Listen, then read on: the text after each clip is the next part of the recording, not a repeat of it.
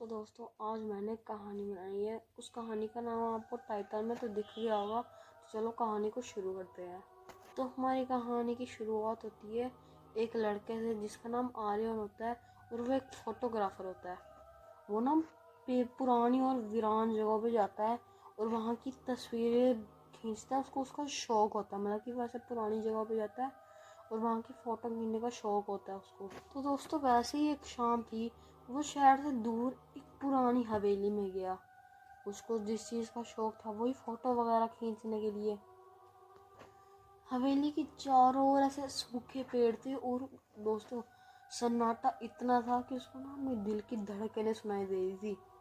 तो दोस्तों जैसे ही आयरन उस हवेली के दरवाजे पे हाथ रखता है वो दरवाज़ा अपने आप ही खुल जाता है। मतलब कि आयरन दरवाजे को आगे करता है, वो जैसे ही दरवाजे पे हाथ लगाता है वो अपने आप खुल जाता है। और दोस्तों दरवाजे की आवाज़ बहुत भारी थी। तो दोस्तों जैसे ही वो उस हवेली के अंदर स्टेप लेता है ना कदम लेता है, उसको लगता है कि टेम्परेचर बहुत डाउन जाता है। लेकिन बाहर गर्मी थी, जैसे ही वो हवेली के अंदर पहुंचता है वहाँ पे टेम्परेचर बहुत डाउन चला जाता है, माइनस में चला जाता है, इतनी मतलब कि ठंडा हो गया होता है। तो दोस्तों वो अपना फिर कैमरा निकालता है और वहाँ की तस्वीरें फ़ोटो खींचने लगता है। तो दोस्तों जब वो कैमरे की स्क्रीन पे फ़ोटो देखते हैं ना जो उसने खींची थी, तो ना उसके ऐसे वो हैरान हो गया। तो तस्वीर में पता क्या था? तस्वीर में सीढ़ियों जो ऊपर जा रही थी उसके पास एक काली सी परछाई खड़ी हुई दिखी थी उसको, जबकि रियलिटी में वहाँ पे कोई भी नहीं था। तभी उसको ऊपर वाले फ्लोर से किसी की चलने की आवाज़ आने लगती हैं और अपनी धड़कनों को काबू करते हुए उन पुरानी सीढ़ियों के पास जाता है। उसके हर एक कदम पे सीढ़ियाँ चरमरा रही थी, मतलब कि ऐसे ची ची की आवाज़ आ रही थी जब वो सीढ़ियों पे चढ़ रहा था, जैसे कि सीढ़ियों से चेतावनी दे रही हैं। जैसे वो ऊपर पहुंचता है उसको एक लंबा गलियारा दिखता है, यानी कि उसको एक लंबा सा कॉरिडोर दिखता है जहाँ पे दीवारों का पेंट पपड़ी बनकर गिर रहा था, हल्के से सूखा हुआ था, गिर रहा था सारा नीचे। और कॉरिडोर के लास्ट में ना एक दरवाज़ा था जो कि आधा खुला हुआ था। आर्यन जल्दी से वहाँ पे पहुँचता है और अंदर झांकता है। देखो अगर उसकी जगह तो मैं होता, मैं अंदर बिल्कुल नहीं जाता। पता नहीं उसको क्या चिल थी, चिल नहीं सॉरी चुल।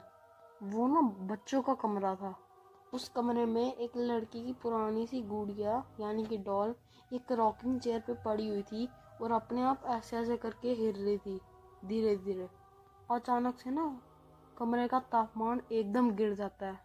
तभी आर्यन को ना अपने कान के पास एक ठंडी फूंक का एहसास होता है, जैसे कि उसके कान पे किसी ने ठंडी फूंक मारी है। तो उसको एक धीमी फुसफुस आती है, एक आवाज़ आती है और वो आवाज़ में होता है, वो बोल रहे होते हैं तुम यहाँ क्यों आए हो। घबरा के पीछे मुड़ता लेकिन वहाँ पे कोई नहीं होता। तभी उसको फर्श पे कुछ दिखाई देता है और वो फर्श पे देखता है, फर्श पे पुरानी फटी पुरानी डायरी होती है। आर्यन अपने कांपते हुए हाथों से उस पुरानी डायरी को उठाता है। जब वो डायरी की धूल झाड़ता है अपने हाथों से, तब उसको पता चलता है कि वो डायरी एक उस हवेली के आखिरी मालिक की डायरी है। उसके मालिक का नाम होता है ठाकुर वीर प्रताप। डायरी के पेज ना पूरे नीले पड़ गए होते हैं। वह लालटेन की मदद से रोशनी में पढ़ना शुरू करता है। जो उसका लास्ट पेज था ना डायरी का, उसमें बहुत अजीब और डरावनी चीज़ें लिखी होती हैं। वह दीवारों के पीछे है, वह रोशनी से नफरत करते हैं। अगर तुम यह पढ़ रहे हो तो याद रखना, आईने में मत देखना, वह साया तुमको खींच लेगा। जैसे ही आयरन वो पढ़ता है ना, कमरे की एकमात्र मोमबत्ती तक बुझ जाती है। सन्नाटे में उसको किसी के फुसफुसाने की आवाज़ आती है जो बिल्कुल उसके पीछे से आ रही होती है।